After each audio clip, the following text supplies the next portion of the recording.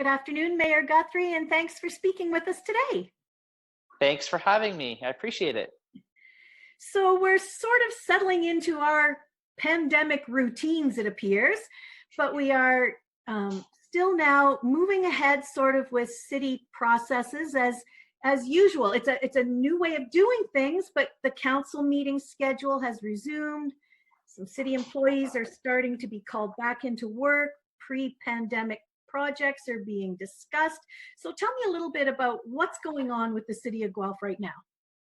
Certainly. Yeah, you've described in your question there very well. I think it was important, myself as the mayor and to many others, both with in council and staff and the community, that we try to, work our way through, obviously, the health crisis that we have, but bring some normalcy back to running the city government and continuing to do the work that needs to be done. So what we've done as a council is we've approved a calendar between now until the end of August that will see us have at least 3 meetings a month. And they will be one that's more focused on COVID-19 and the issues around that, and how we're interacting with that issue. The second one will be our regular planning meeting to hear applications of development and things like that within the community. And then the third meeting will always be our regular sort of council meeting that we have. So yeah, we've been clearing up some lingering issues from pre-COVID that needed to be ratified in this last week from then. So that's all put to rest. And now we're on this sort of 3 meeting schedule per month till the end of August. It doesn't mean that we could change things prior to that, or as the mayor, I can call a meeting if it's important at any time. But I think, for now, we figured this is the world we're going to live in for the next little while. Let's at least set a calendar until August. In regards to the staffing issue, as you brought up, you're right. As we hear announcements from the province and in consultation with public health guidelines locally, when services start to open back up, we then can reach back out to our workforce that may have been laid off the last little while, then we can recall them back to start providing those services to our citizens. Excellent news. So the reality is, though, that the pandemic has certainly affected a huge portion of our community. And so you early on started the Task Force for Economic Recovery, and you are inviting all the different participants and players to contribute information and their stories and gather data on how it's impacted everybody. So what have you learned from that? And what are we doing with that information moving forward? Wow, what have I learned? Is this interview an hour long?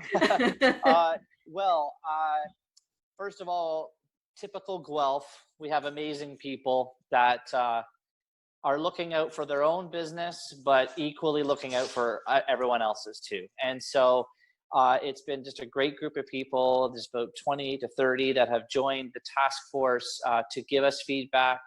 And what we really are as a task force is we are a conduit, and almost like an engagement tool to get some feedback, get a pulse check of what's happening, what could be done, some ideas that the city could do. And we pull that through the task force, and then it lands at our executive team and our staff's tables where they're working on different ideas. And then they filter through to determine whether or not they can do it, can't do it, or whether it should be advocacy work up to the upper levels of government. And then we just respond. So as we hear the ideas, we filter them. If we can do it, we do it. If we can't, then we do advocacy work.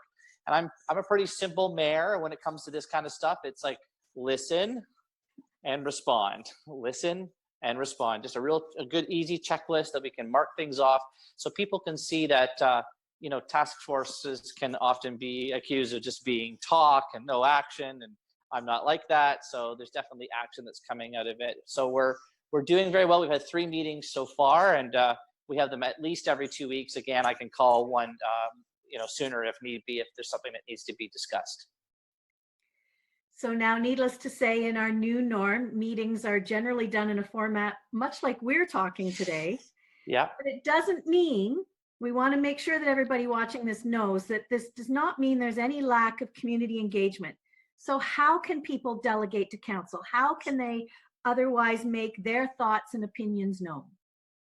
Yeah, great question again. And in fact, our city clerks were telling me 3 or 4 weeks ago that Actually, Guelph was one of the first communities in Ontario to set up for video meetings, electronic meetings as they are called, and that other cities were actually calling into Guelph to determine like how did you do that, and making sure right away when I had to cancel the first couple of meetings when COVID hit our province and hit the country, I immediately said, okay, if we're going to move to electronic, we need to make sure that we uphold our values within the city of Guelph. And one of those values is engagement and delegation and public participation.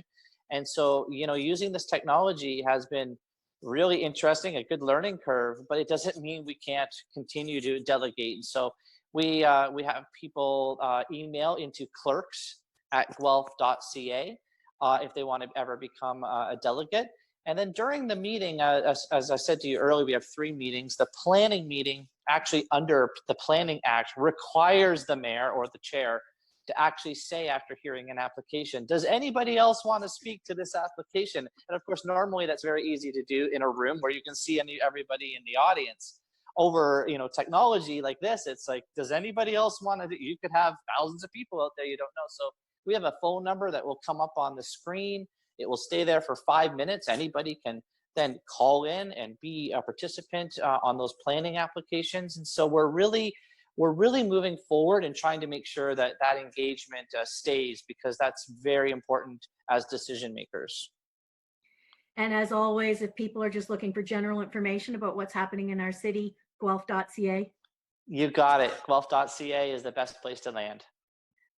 Now, just as we wrap up, anything you want to say as we're sort of still kind of dealing with the pandemic?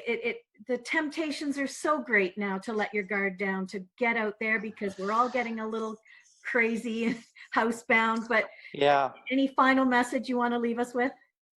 Look, the message is, and you did that very well. You should do this for a living, this interview stuff. You're very good. Yeah, it's the summer now and it's such nice weather and we've been cooped up in our house for 2 months, and it's easy to let your guard down. I think it's so important, as public health advice continues to say, physical distancing, washing your hands, and wherever physical distancing can't be maintained, you should wear a mask, a non-medical mask. And think about wearing the mask as just being kind to others. It's not so much about protecting you, it's about you protecting others. And if we're Canadians, we like to be polite and do that kind of stuff. So I think it should be pretty easy for everyone to do that. And I hope everyone does and continues to listen to public health and continue to be safe. Thanks, Cam, for taking the time to talk to us today. I hope we can touch base again maybe in a couple of weeks and see where things are at that point. Absolutely, anytime. Thanks, Jan.